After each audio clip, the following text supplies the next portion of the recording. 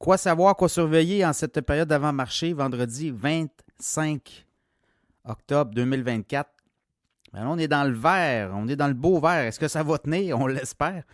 Alors, je regarde, oui, c'est assez solide quand même, mais ça peut virer de bord. Vous l'avez vu hier, vous l'avez vu au cours des derniers jours. Ça a été beaucoup plus rock'n'roll.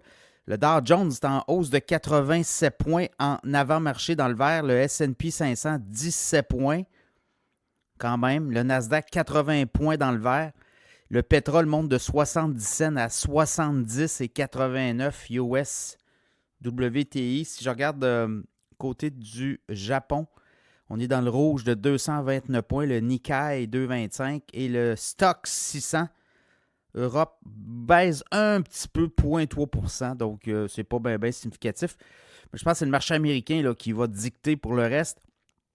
Quand on regarde un peu, c'est quand même un juge là, qui a décidé que Capri et Tapestry, là, Capri, c'est des marques notamment en mode. Et on voulait acheter Tapestry. Puis là, ben, ça a été bloqué par un juge en cour fédérale. On dit qu'au niveau de la concurrence, là, il y aurait une possibilité là, d'avoir une concentration. Capri, là, Holding, c'est notamment Michael Kors, c'est Jimmy Choo.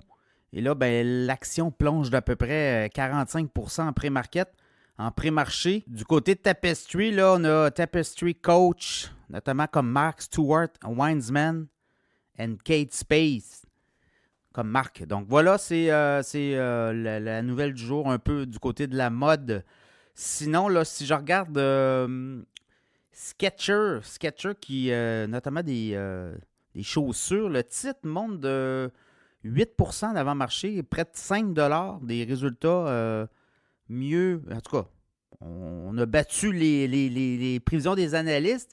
Deckers aussi, ça va bien. Là, je regarde le titre. On a fait connaître les résultats financiers hier.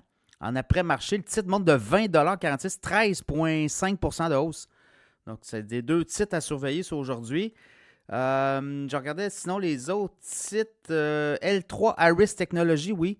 On a de très bons résultats. Eux autres, on est dans la défense, l'armement.